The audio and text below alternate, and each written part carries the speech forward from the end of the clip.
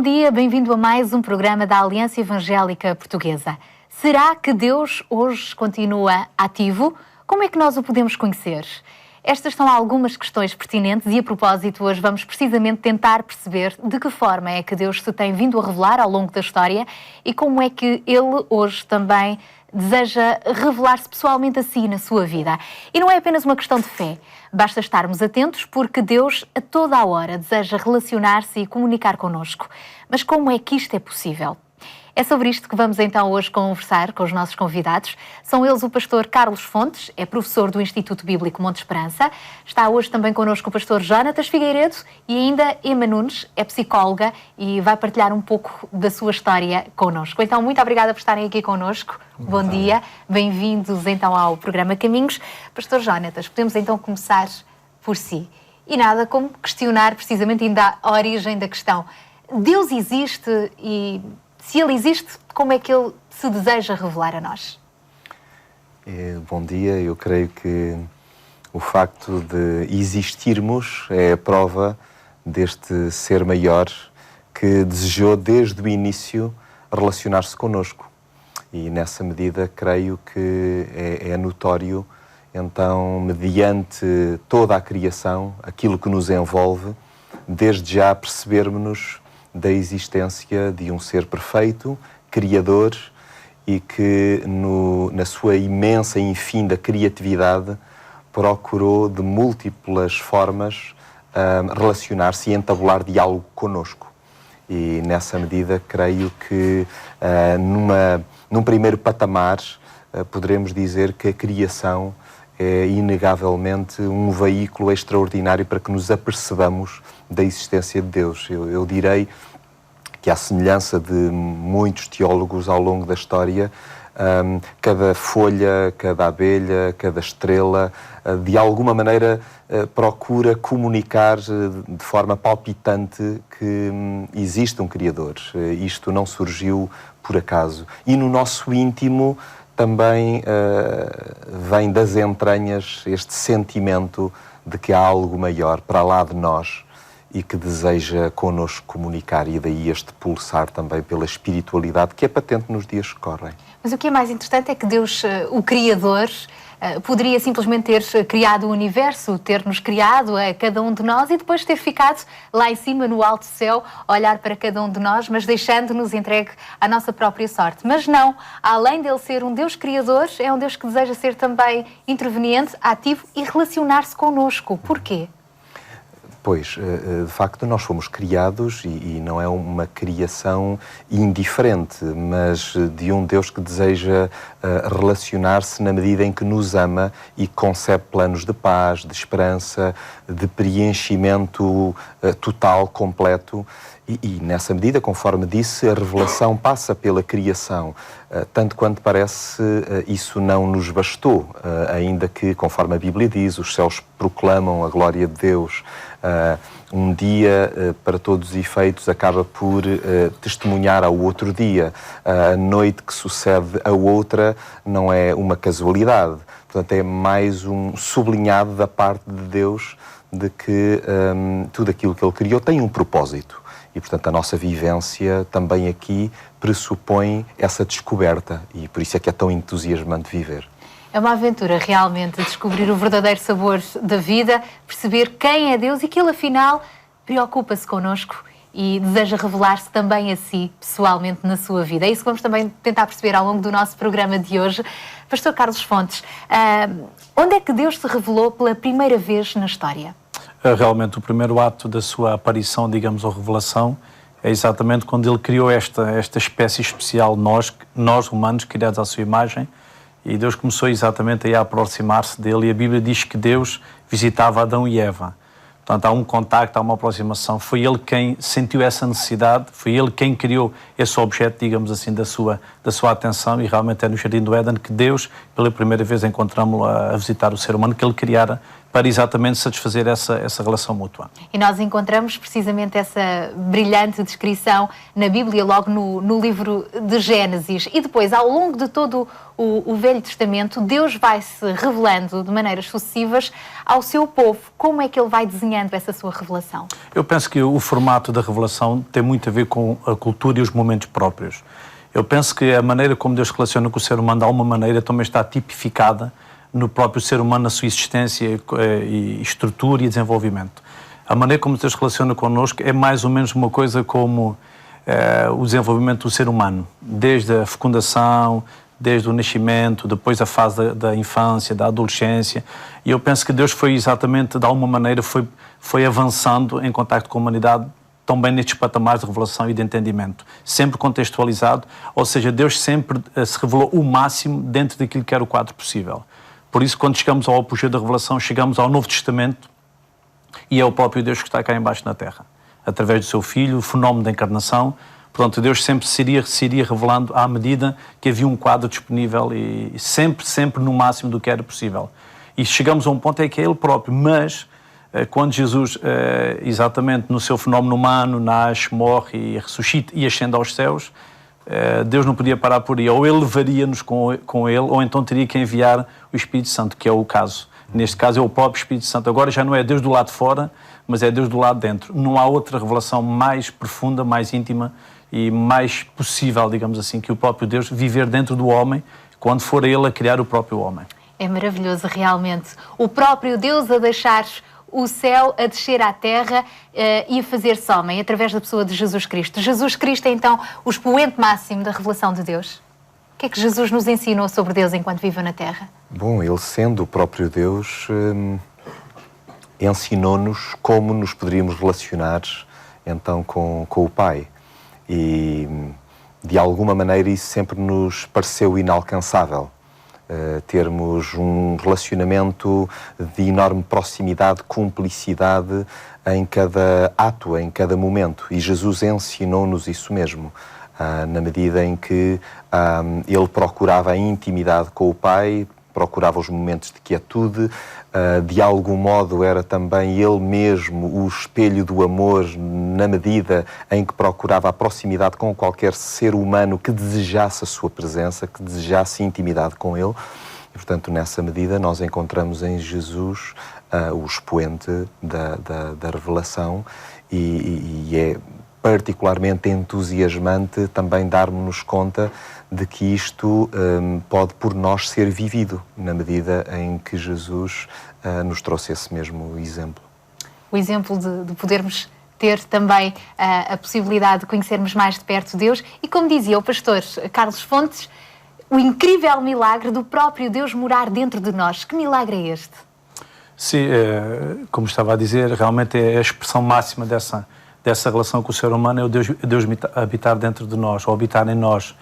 Esse fenómeno dá-se exatamente com a vinda do Espírito Santo, em que a Bíblia diz em Efésios que quando nós cremos em Cristo, o Espírito Santo vem e mora em nós. Portanto, este é um fenómeno sobrenatural, é um ato de fé do ser humano em que Deus corresponde com esta promessa.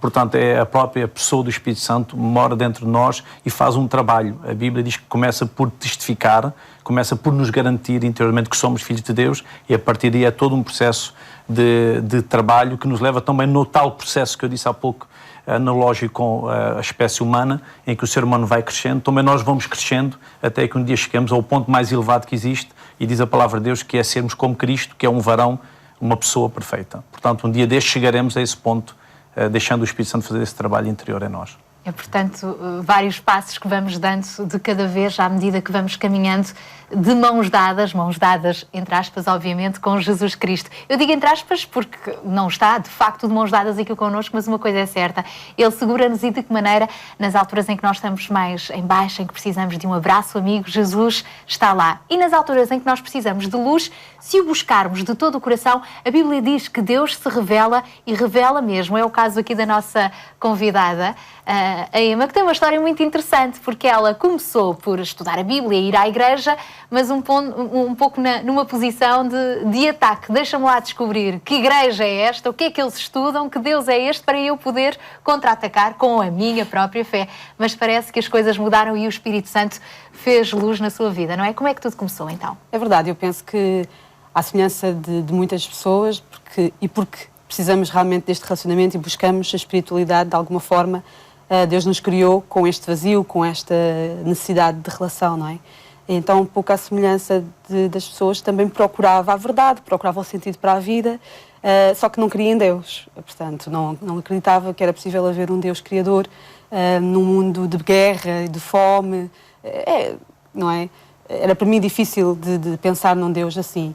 E então não cria em Deus e acreditava na reencarnação, era muito feminista e procurava o outro lado místico, místico sim, mas pelo outro lado, não é? Entretanto, a minha mãe converteu-se e por causa disso, portanto, acabei por ir ter à igreja, porque ela vinha sempre com aquelas conversas e eu não tinha como contrapor, porque não conhecia a Bíblia, não conhecia, não é? É o mesmo que falar com um astrólogo acerca de astros e de constelações, pois se eu não conheço, não posso contrapor, certo? E foi assim que eu entrei na igreja, para estudar um pouco da Bíblia, para aprender e para poder então argumentar com ela e mostrar-lhe, provar-lhe que Deus não existia. Claro que Deus provou-se a mim, não é? E ensinou-me que realmente chegou a um ponto que eu tive mesmo que render à evidência. Levei um ano, não foi fácil. Eu tinha ideias pré-concebidas e deixá-las e tomar uma posição neutra, não é? Não foi fácil. No entanto, eu queria saber e sempre quis saber a verdade. E então, a todo custo, tive que procurei-a. Estudei muito a Bíblia e, ao fim do ano, sensivelmente, o Dave Hunt esteve cá no Algarve, é um teólogo americano, e falou exatamente sobre o lado místico e, à luz da Bíblia, o que é que Deus dizia acerca de tudo isso. E eu fiquei um bocadinho, espera lá, não ouvi bem, será que é isso? O que é que Deus dizia? O que é que Deus dizia, não é? Então, no fim, ainda fui falar com ele, porque dessa matéria eu conhecia bem, não é? E fui-lhe dizer, não é bem assim, será que a Bíblia quis mesmo dizer isto ou aquilo? E tentei, então, argumentar com ele acerca de todas essas, da reencarnação, principalmente, e tudo isso. Ele teve muita paciência, teve ali um bom bocado comigo, e depois de um ano de Deus se revelar no fundo, e eu já tinha entendido mais ou menos a Bíblia, claro, não, tudo é impossível, ainda hoje tenho algumas dúvidas, com certeza, mas eu creio que é a palavra de Deus revelada ao homem, não é? Fui para casa e orei, e pensei, opa, Deus, esta é a hora, se realmente existes, tens de revelar, tens que me mostrar, tens que me provar que existes, porque há algumas coisas que ainda são difíceis, principalmente um versículo bíblico que dizia que a mulher deveria ser submissa ao homem. E esse versículo ficava-me aqui um bocadinho na garganta, eu, feminista como era muito difícil perceber e entendê-lo, e disse, realmente, claro, durante aquele ano procurei percebê-lo, não é? Mas naquele momento disse, revela-te a mim, mostra-me realmente aquilo que significa este versículo, sabes que é difícil para mim perceber e aceitar, mas se tu existes, mostra. Eu fui dormir e a verdade é que no dia a seguir, assim que acordei, eu percebi o versículo. Foi revelado e senti uma paz enorme. E aí sim, finalmente, abri as duas portas do meu coração, porque entretanto só tinha uma aberta, não é? E aceitei-o. Não só como meu Salvador, mas como meu Senhor na minha vida. E foi assim que Deus foi-se revelando durante aquele ano, não é? E principalmente com este versículo. Que luz é que se fez, por exemplo, sobre esse versículo? Sobre esse versículo, olha. No meu caso, penso que também há semelhança de muitas mulheres, mas falo por mim. Toda a mulher deseja ser amada, não é? Ser cuidada, ser percebida, compreendida, tudo isso, claro. E quando a gente acaba de ler o versículo, percebe que o homem tem que amar a mulher como Deus amou a Igreja, ao ponto de morrer por ela, que foi isso que Jesus Cristo fez, não é? E eu pensar, se eu tiver alguém que me ame desta forma, que realmente morra por mim, que é capaz de morrer por mim, não posso pedir realmente mais nada. Eu levo-lhe os chinelos à cama, eu faço-lhe o pequeno almoço todos os dias, isto é o que eu quero. Então percebi que era uma dualidade, ou seja, não é eu ser submissa sem haver o reverso. Ele nunca faria nada, se me amasse desta forma, que fosse contra a minha vontade, que me prejudicasse ou que me magoasse, não é? Então percebi que Deus nunca faz as coisas pela metade, não é? Tem sempre um propósito e um fim para as coisas.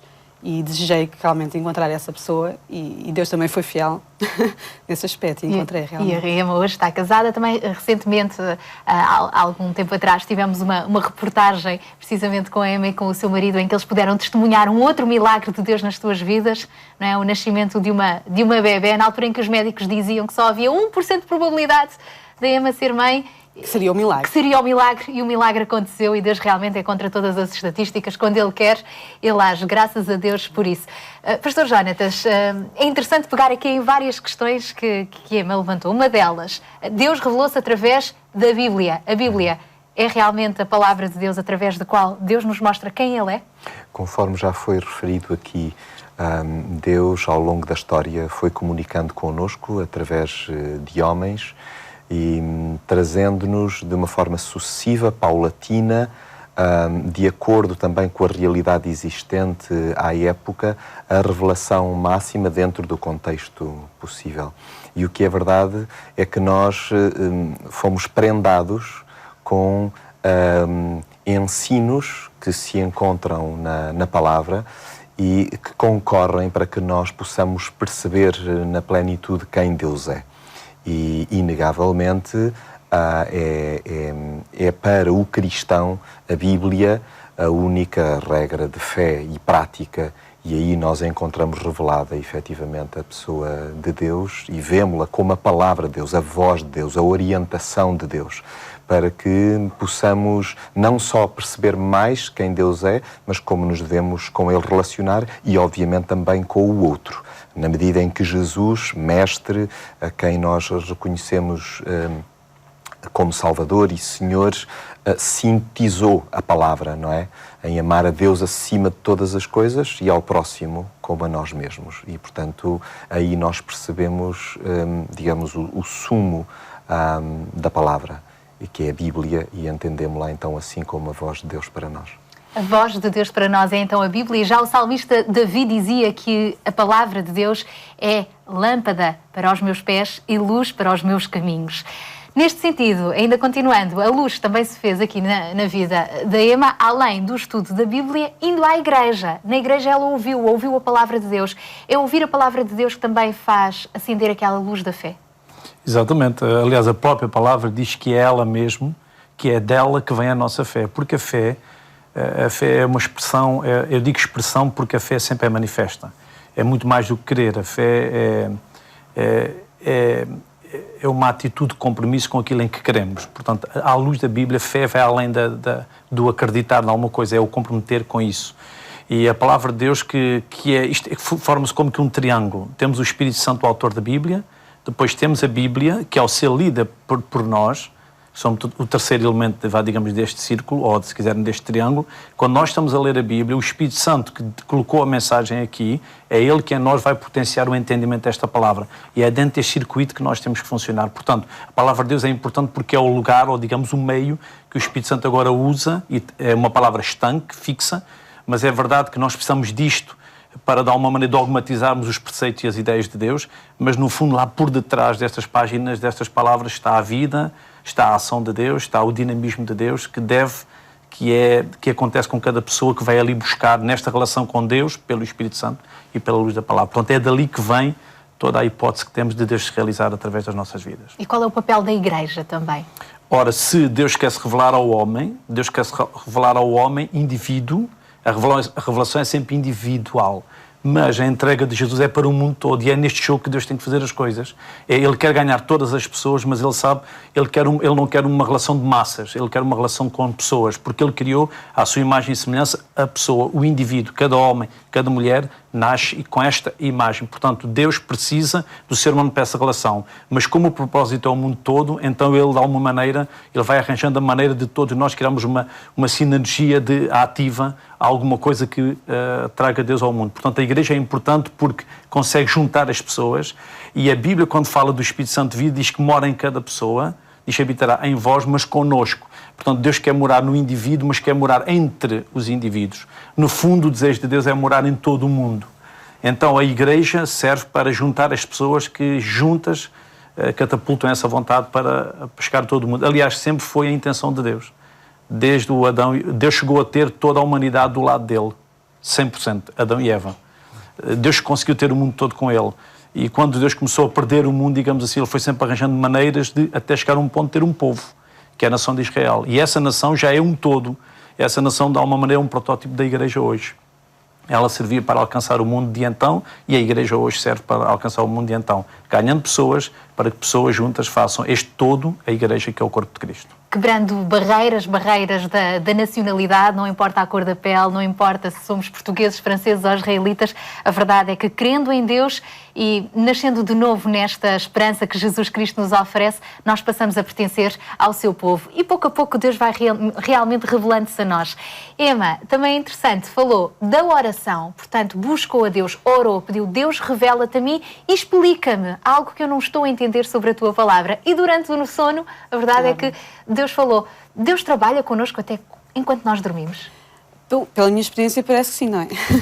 Sim, eu penso que sim. Ele trabalha connosco em todas as horas, em todos os momentos. Ele está sempre presente, ele é omnisciente, omnipresente, e, portanto, sempre connosco. Desde que também o busquemos e queiramos estar com ele, não é? A verdade é que também temos que, como eu disse ainda há pouco, eu falei nas portas, como simbolismo, abrir as portas do meu coração. Temos que, como te expliquei ainda há pouco, se vamos com ideias pré-concebidas e realmente arranjamos alguns obstáculos, não nos chegamos a ele, às vezes por obstáculos que nós próprios colocamos, porque ele está pronto, está de braços abertos, e nós é que temos, no fundo, caminhar até ele, não é? Porque ele está pronto e está sempre pronto para se revelar, sempre pronto para se mostrar e para explicar, como um pai carinhoso, no fundo, também, para explicar, para abraçar, como disse ainda há pouco, para estar connosco.